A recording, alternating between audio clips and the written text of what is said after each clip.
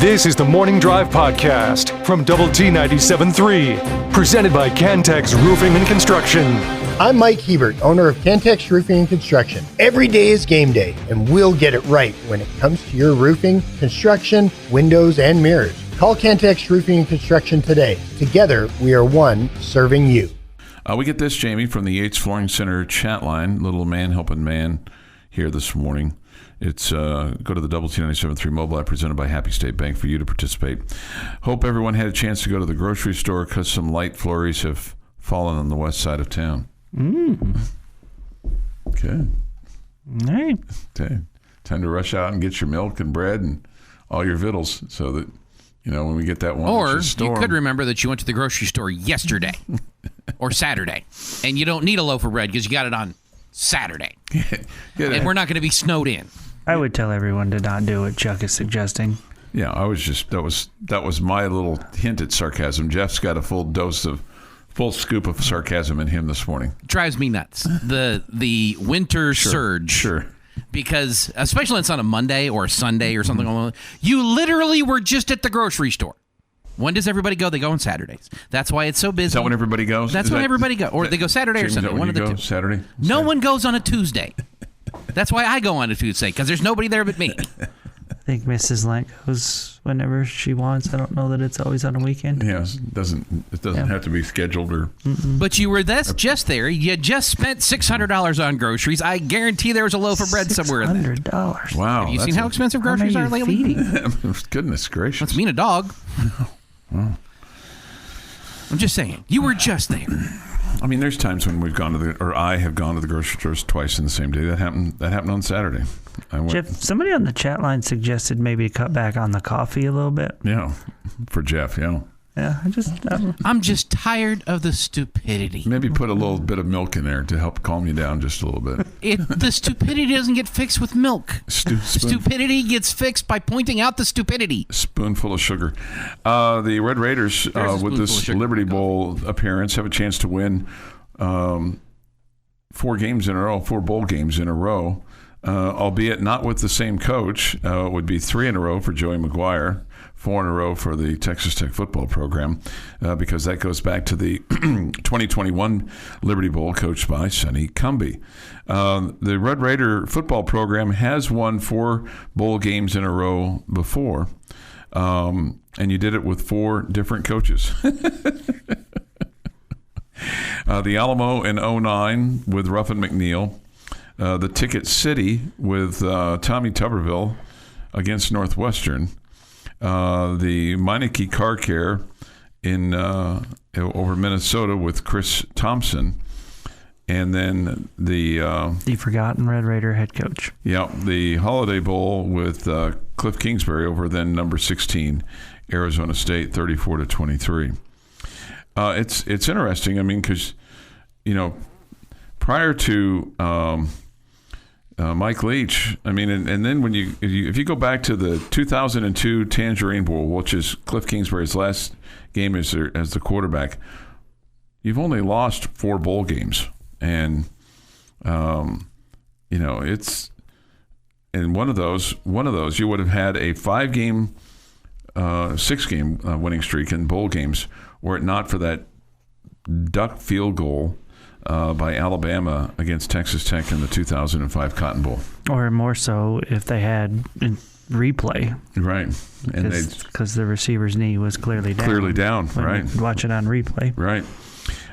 You did lose. At one point in time, you lost 4 bowl games in a row from 96 to 2001, which was Coach Leach's second bowl game, because you lost that GalleryFurniture.com Bowl to East Carolina. That was an ugly one in 2000.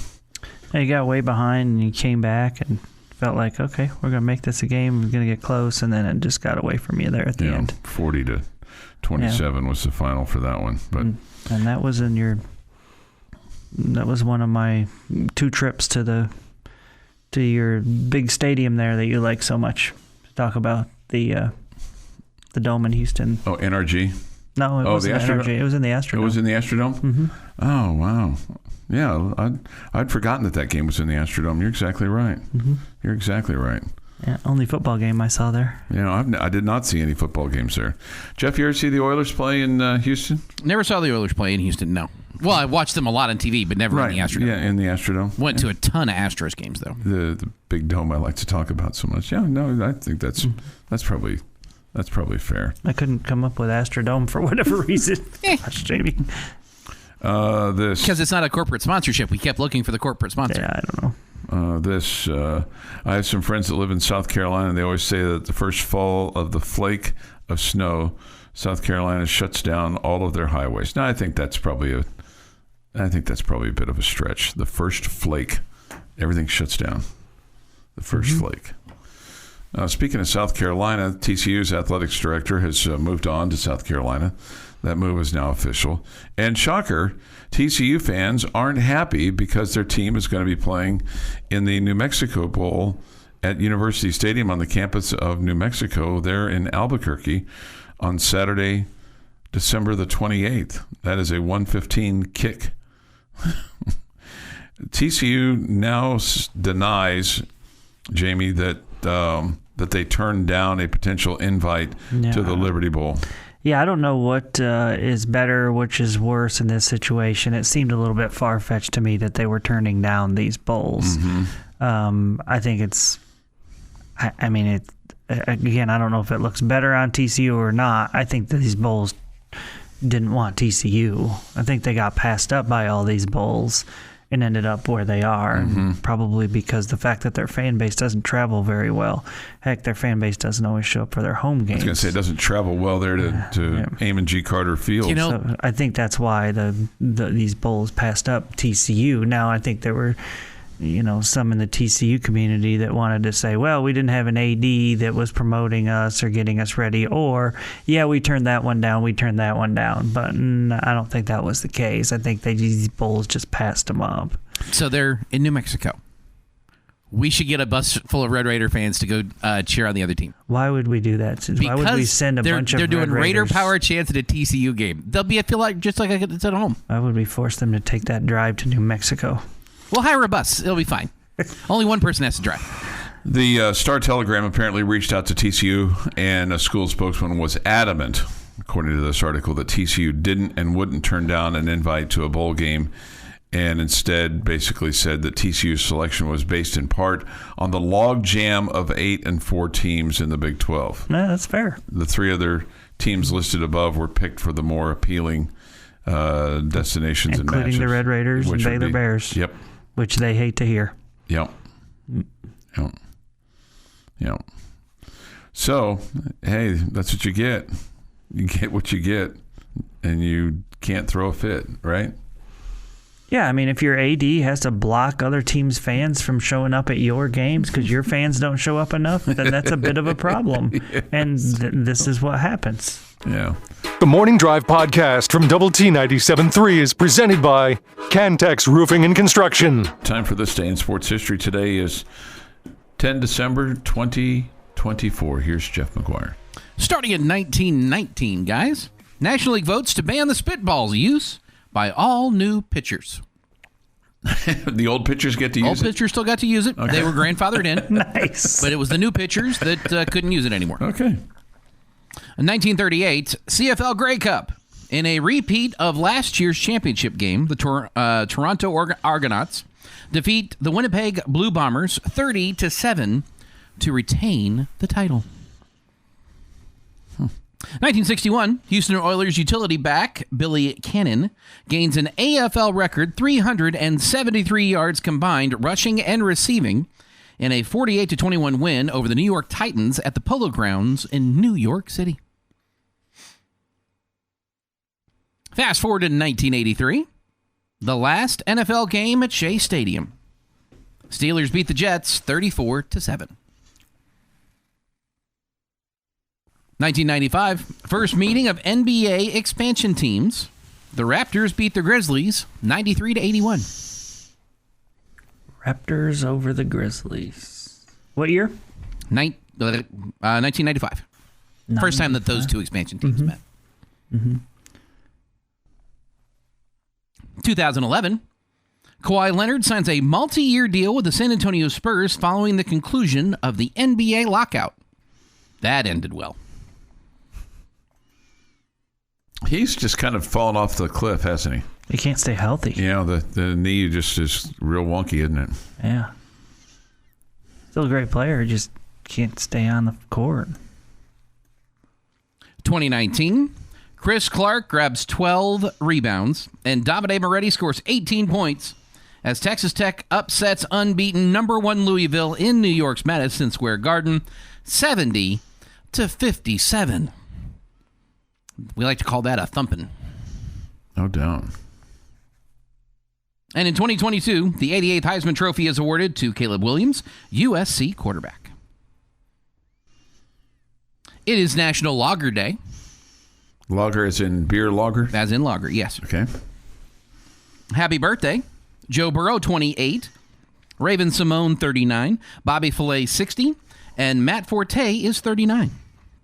You ever watch any of Bobby Flay's, what'd you say his name was? Bobby? Flay. Bobby Flay. I was going to say Bobby Filet, but Bobby Flay. Do you ever watch any of his cooking shows? He can fillet very well. He can, right. I've seen some of his shows. I'm not like living on the Food Network, so I don't see him all the time. Mm-hmm. But he is what we like to call a very good cook.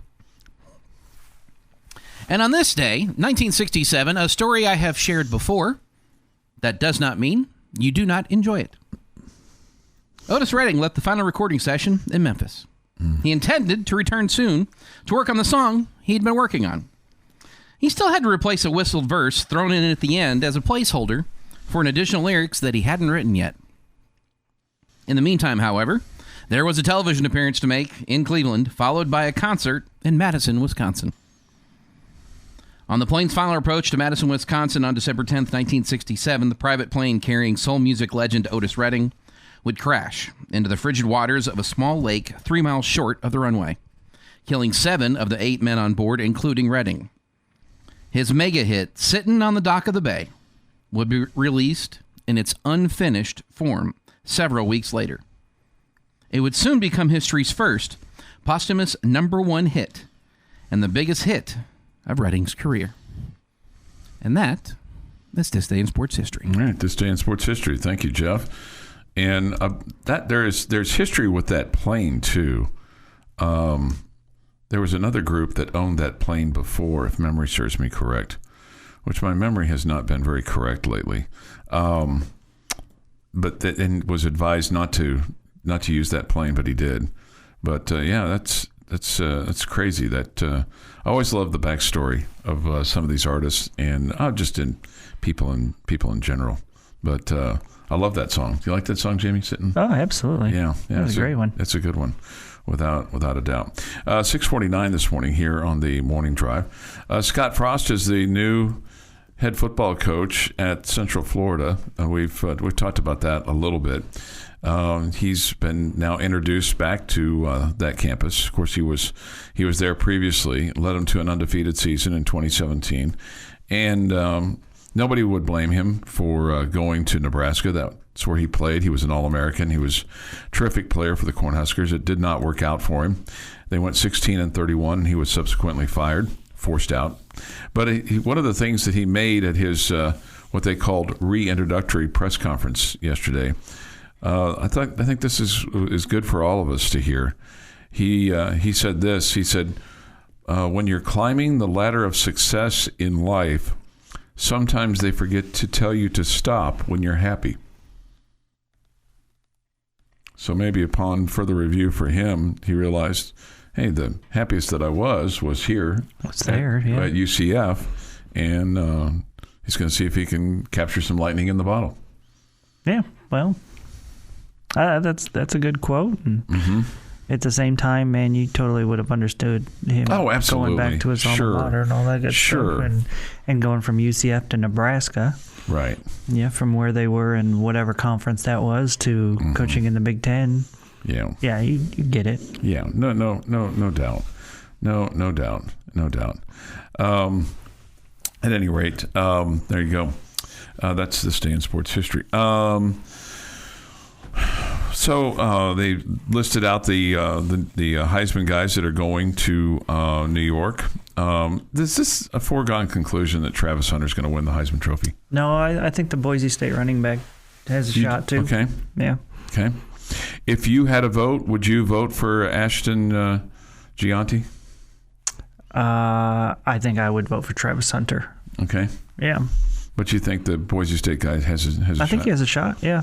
Dylan Gabriel from Oregon and Miami's Cam Ward also announced his finalists. So they're going to send 4. The top 4 vote getters, determined by more than 900 voters, are selected as the finalists. So the votes are in. It's just to be named the Heisman Trophy winner. I think he's the most deserving. I mean, you know, it's supposed to be the best college football player, right? Sometimes it's turned into the best quarterback or the best running back. I think Genti's pretty good as well. I wouldn't say that he's not the best. I think Dylan Gabriel has played extremely well. I wouldn't vote for him because he's, bounced around at 3 different schools. He just keeps leaving. Mm-hmm. So I wouldn't vote for him because of that, and that's just me being bitter. I think he's had an amazing season too.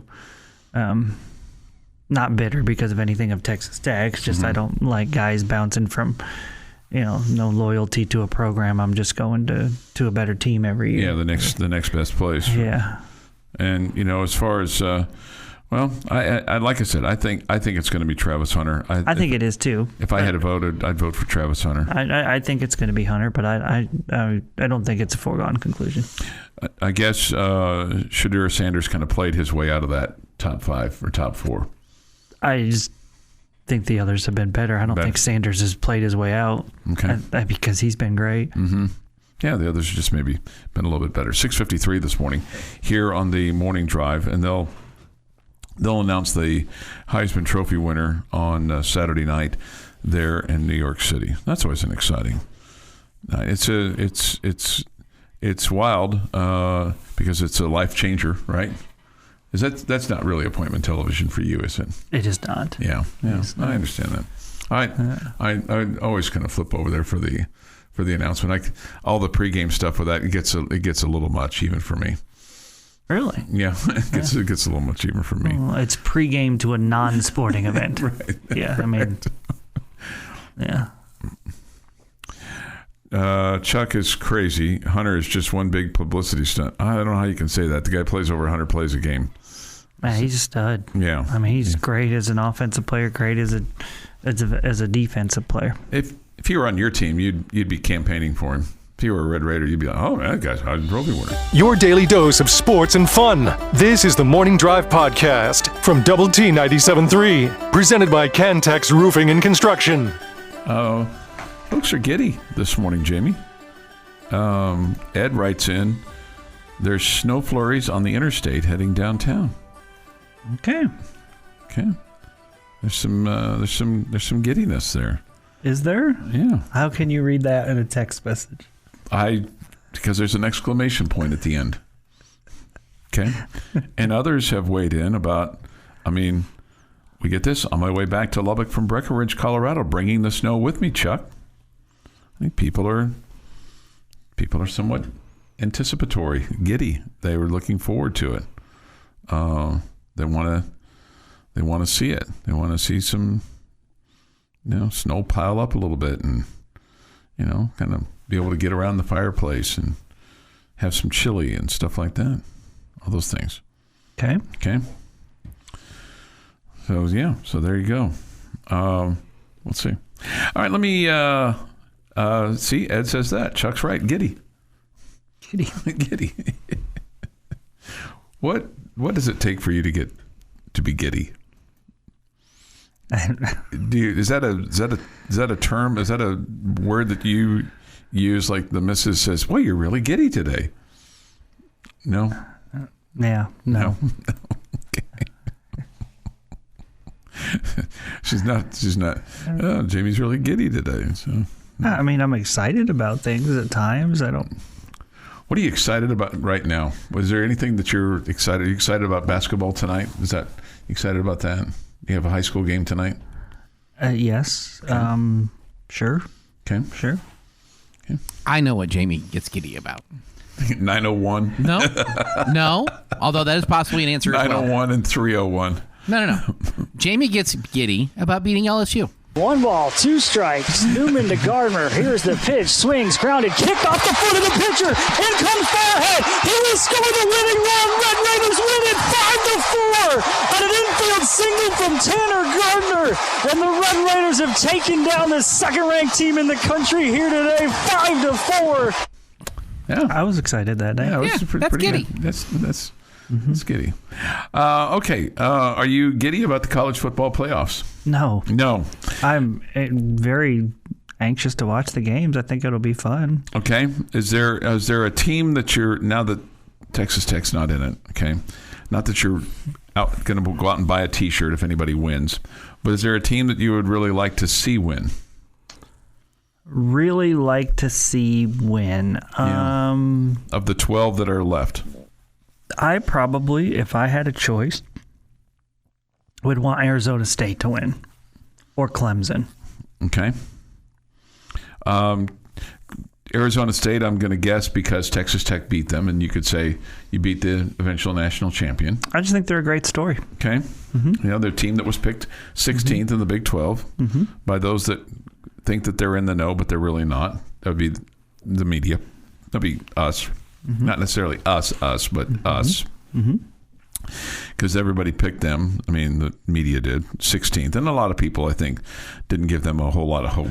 I wonder how much hope they had at the start of the season. They're, like Sun Devil 97-3. I wonder how much hope that they had for this football team.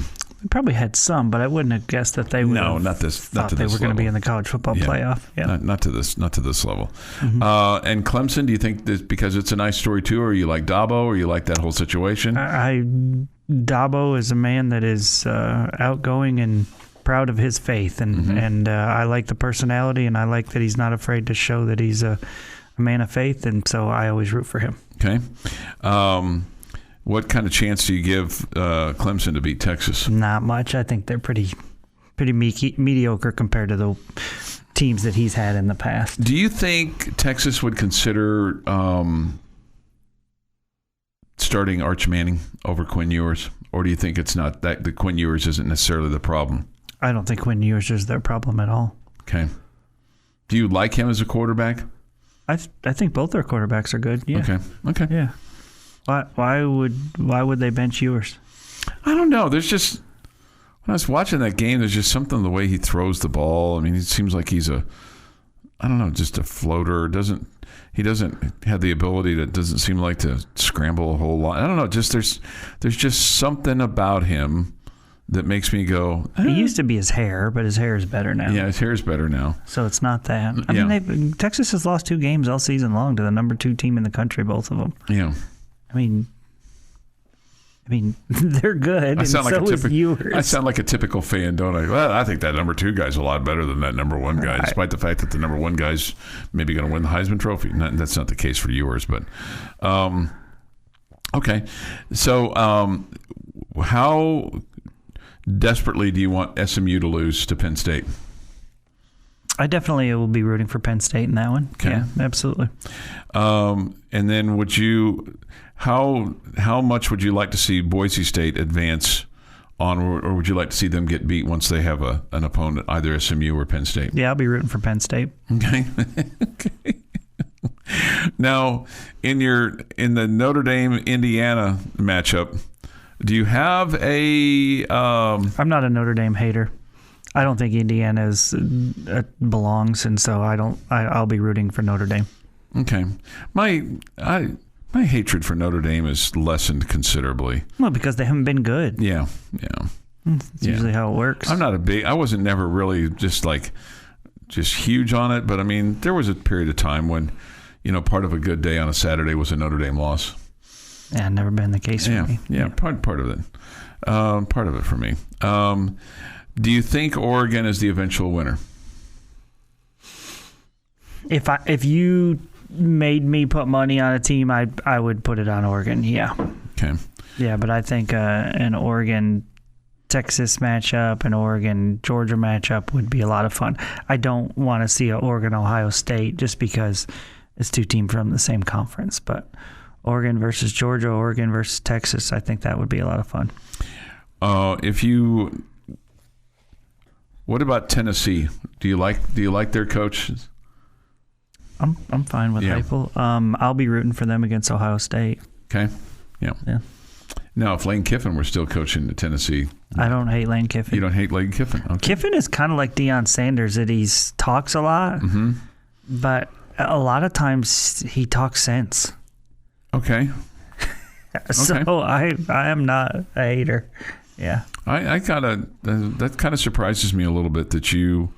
But both guys make a lot of sense. They're just have enough guts to say it. No. I understand that, but I mean, Kiffin kind of strikes me as a guy, usually the kind of guy that you don't really care for in terms of,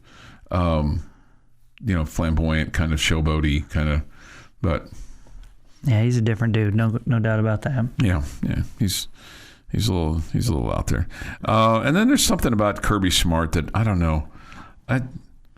There's something that rubs me the wrong way with him. I don't know what it is, but it's like... I think it's all the success. Okay. It's like they had one of their guys fumbled in the ball game the other day, and they got it back. Okay, it's not like he fumbled it and the other team got it.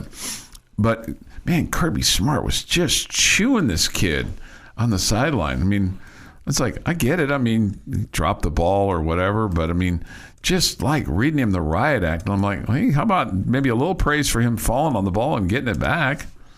But, anyway, it was quite evident that he was displeased with him. And I know Kirby Smart's a visor guy, so you would think that I'd be on his side. Sure. But yes. There's just something, and this is it. Kirby's whining and sideline antics make me dislike him. Yeah, maybe it is. There is a constant whine about him. There's no doubt. This is the Morning Drive Podcast from Double T 97.3, presented by Cantex Roofing and Construction.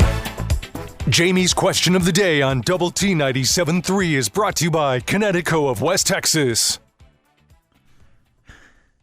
Okay, we're going to jump the gun on Chuck's thoughts of waiting until 8 o'clock to talk Red Raider football. I'm so sorry. I didn't realize that you were... Does it scare you that I'm thinking like you or that you're thinking like me? Nobody's scared. Okay, nobody's scared. Okay. Today, I would like to ask you gentlemen to tell me your favorite play, one single play, of the 2024 football season for the Red Raiders. Oh, my goodness. Favorite play. You guys want me to go first? Yeah, why don't you go first? I am going to say Jacob Rodriguez fumble recovery in the end zone against Oklahoma State for a touchdown that put you up 2 scores that at that point made me think we're going to win this game. Okay. I really like beating that team. That is a very good one. This is the one that jumped out to me. And Taj Brooks in the Wildcat with Conyers back there as well. Motion Dre McCray left to right. And it's Brooks coming right, following Conyers. He's got a big running room. In fact, he is gone. Touchdown, Red Raiders. They high-five each other as they cross the goal line. That's pretty good. Teammates celebrating together, getting a touchdown. Taj Brooks, the key to your offense this year, as he really all season basically, and celebrating the right way together. Okay, that's a picture that goes up there with the crab grab, or the Kurt Wilson stealing home, or any number of great pictures. We'll see that and immediately know what play that is. Okay. I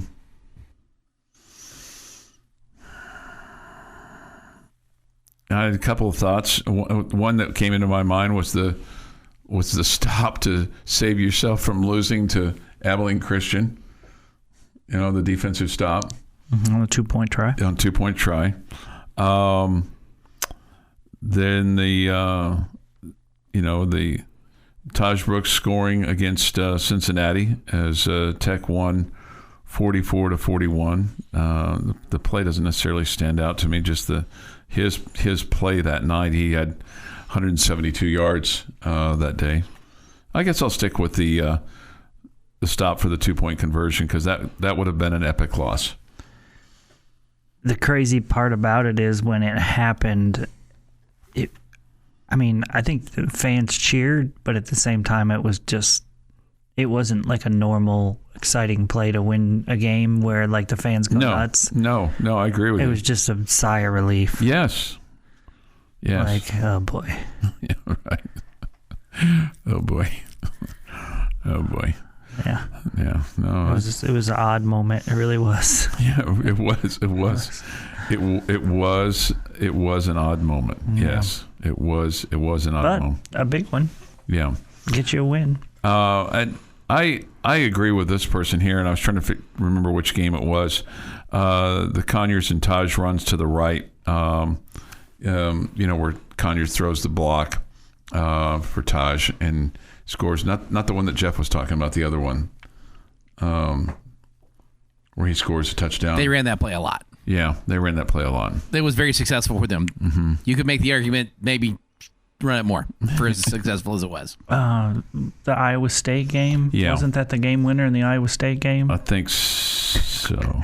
I feel like if you're going to name it your favorite play, you need to know when it was. Well, I know, but I mean, I sometimes have a call of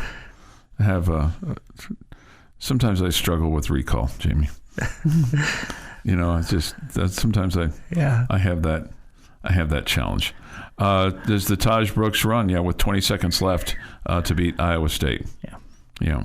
That definitely deserves to be on the list. Yeah. Let's see. Somebody takes the hard part is you can't, in the Baylor game, the TCU game, the Colorado game, you can't take anything out of there because you ended up losing the game. Right. Yeah. Let's see here. See if I can. I can't get to that. I think this is pure sarcasm. I liked the long pass in that one game. I think that is all about complaining that they didn't stretch the field enough. There's some sarcasm here, Chuck. Sometimes I struggle. Yeah, I do.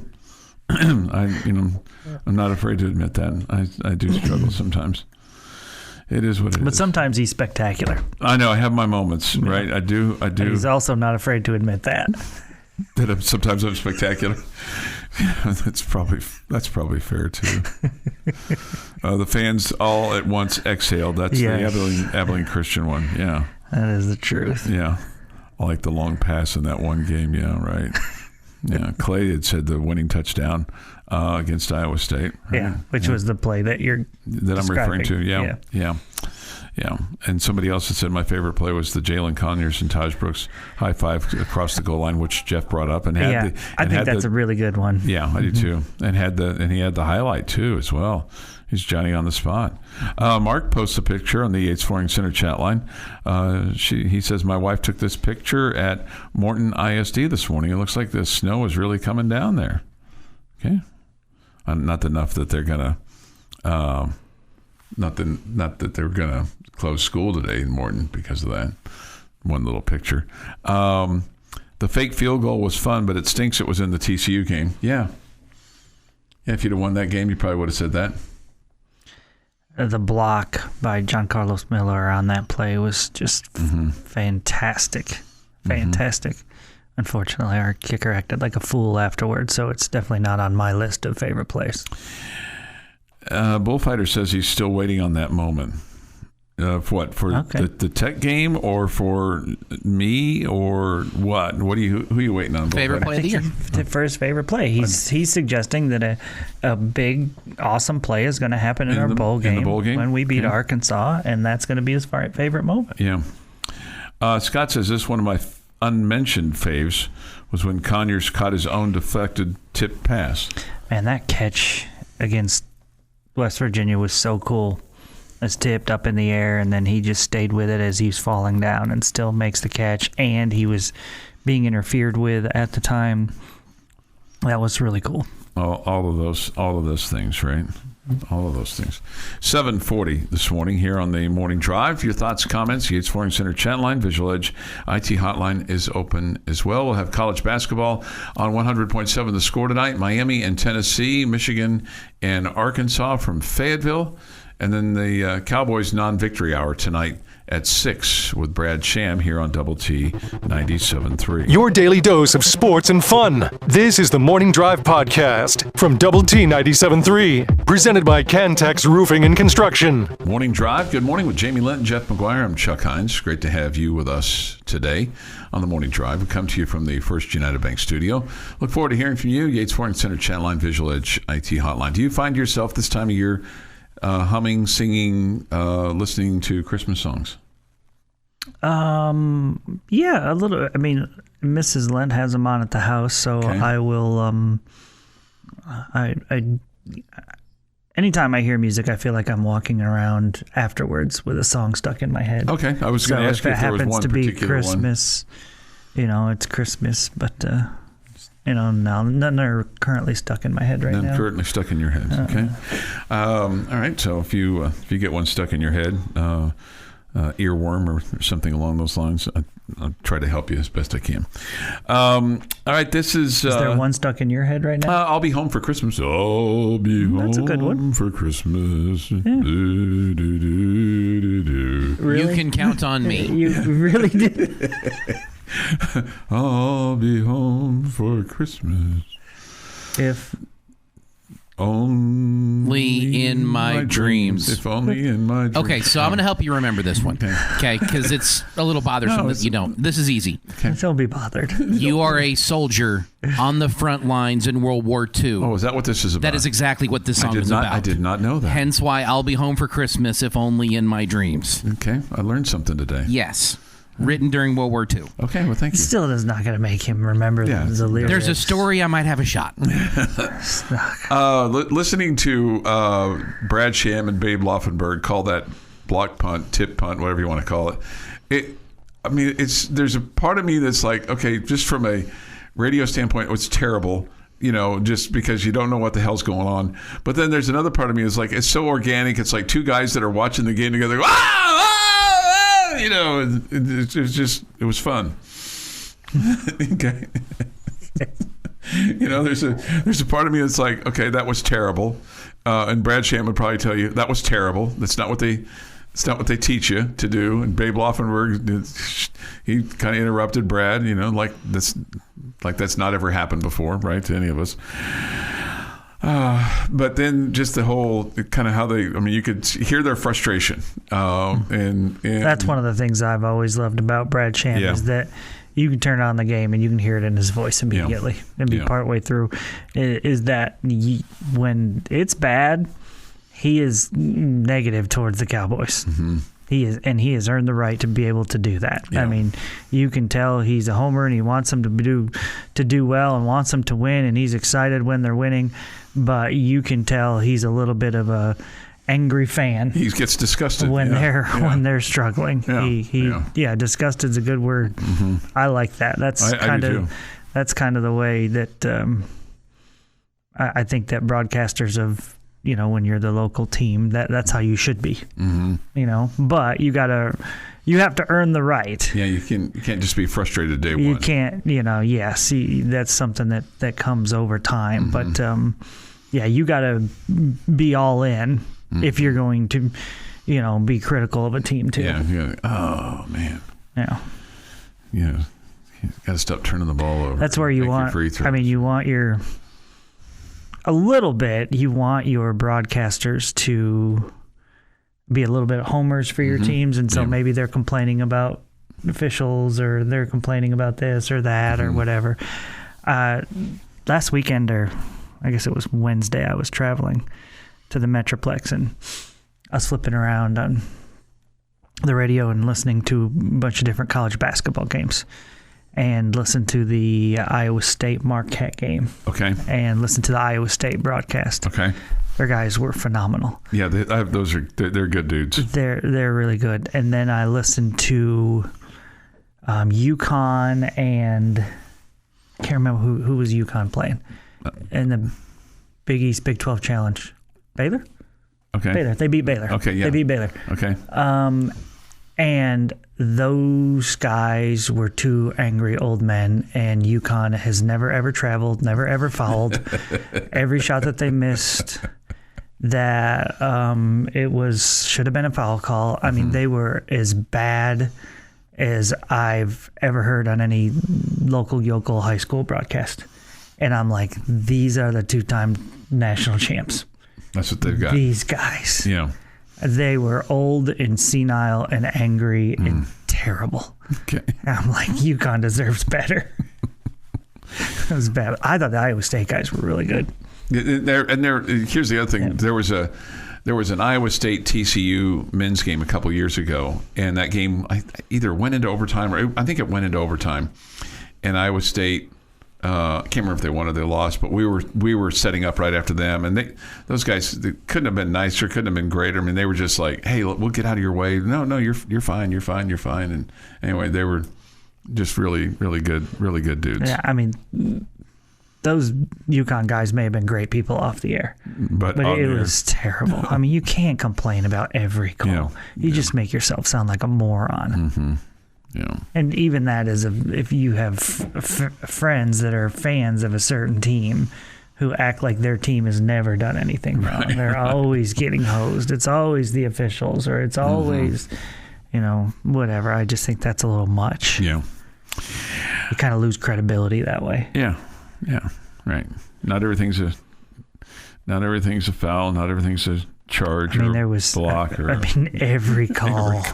I can't believe he called that. There's contact, no call. Got away with the travel, laid it in. I mean, it's like every time. Like, stop. It's almost like it's in there. Baylor's, I want Baylor to lose too, dude. But I mean, come on. Yeah. Okay, 8:08 this morning here on the morning drive. They've probably been doing it for 40 years, each of them. Oh, and they probably the Husky fan base just loves Jeff and Jer or whatever the guys' names are. Mm-hmm. Oh man, they've been doing it for 72 years. I love it when they called the UConn game back in 06. And yeah, right. All that, Yeah. Right. Everybody's. I mean, and that's the appeal. It's the appeal of a guy like Eric Nadel or you and Hacks and listening to the baseball games where you kind of feel like that we're sitting there next to you, And I know that you don't want me sitting there next to you, but sometimes I do. I feel like I'm out there, working in my backyard or just driving around town, and Jamie's comfortable voice and Hacks' enthusiasm, and just I feel like I'm sitting in the booth right behind you. I could if you wanted me to, but I know that you don't want me to. I don't. But anyway, it's I do enjoy our local guys and listening to whether it's basketball or baseball or football. Like listening to what our guys have to say. All right, it's 8:09. Got some portal news for you for Texas Tech. It's not going to be anything that you probably don't already know, but it's a little bit of an update. And then I do want to reflect on this season just a little bit that we just finished up. This has been the Morning Drive Podcast, presented by Cantex Roofing and Construction. Check out our library of Double T 97.3 podcasts at doublet973.com.